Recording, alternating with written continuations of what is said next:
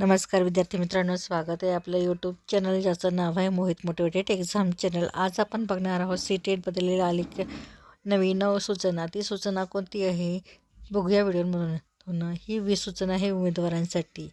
चला तर मग सुरुवात करूया व्हिडिओला। उमेदवारांसाठी सूचना।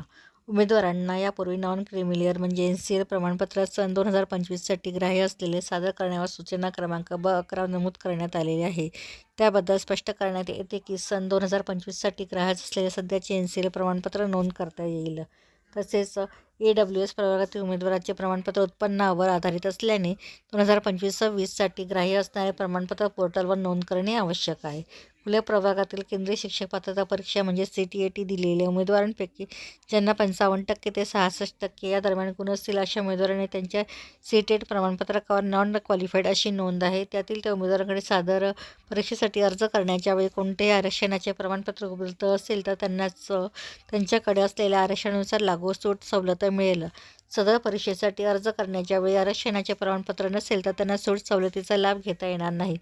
सभापती ज्यांच्याकडे असे प्रमाणपत्र त्यावेळी नसतील तर त्यांनी सदर परीक्षेतील पेपर 1 आणि पेपर 2 गुणांची 55% ते 66% गुण नोंद करू नये अशी नोंद केल्यास संबंधित उमेदवार त्यास जबाबदार राहतील।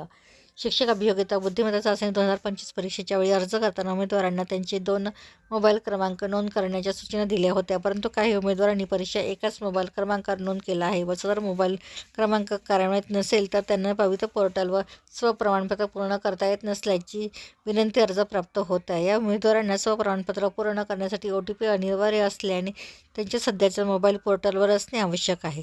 यासाठी ज्यांना परीक्षेच्या वेळी नोंद केलेला मोबाईल कार्यान्वित नसेल अशा उमेदवारांनी त्यांनी TET 2025साठी नोंद केलेल्या ईमेल ID वरून त्यांनी विनंती अर्ज, ओळखीचा पुरावा म्हणून आधार कार्ड, पॅन कार्ड, वाहन चालवण्याचा परवाना यापैकी एक कागदपत्र तसेच परीक्षा क्रमांक व TET 2025 परीक्षेचा नोंदणी क्रमांक, नवीन मोबाईल क्रमांक यासह ejupavitra25@gmail.com या ईमेलवर अपडेट किंवा चेंज मोबाईल नंबर अशा विषयी ईमेल केल्यास अशा उमेदवारांना स्वप्रमाणपत्र करण्यासाठी त्यांचा मोबाईल क्रमांक अपडेट करून देता येईल।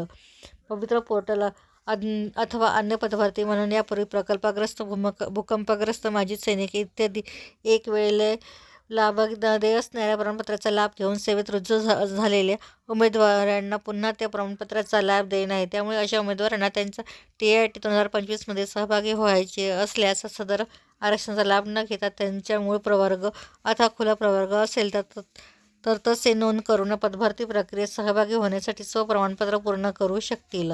ज्या उमेदवारांकडून चुकीची नोंद झाल्यामुळे ती दुरुस्त करायची असेल आणि स्वप्रमाणपत्र प्रमाणित सेल्फ सर्टिफाईड केले असेल तर त्यांना त्याचे स्वप्रमाणपत्र म्हणजे अनसर्टिफाईड करता येईल व अशी योग्य नोंद करून पुन्हा स्वप्रमाणपत्र स्वप्रमाणित म्हणजे सेल्फ सर्टिफाईड करणे आवश्यक आहे याची नोंद घ्यावी। तर ही होती उमेदवारांसाठी सीटेटची आलेली एक नवीन अपडेट। अशाच नवीन अपडेट बघण्यासाठी व्हिडिओला लाईक करा, कमेंट्स करा, जास्तीत जास्त व्हिडिओ शेअर करा आणि चॅनलला सबस्क्राईब करायला विसरू नका।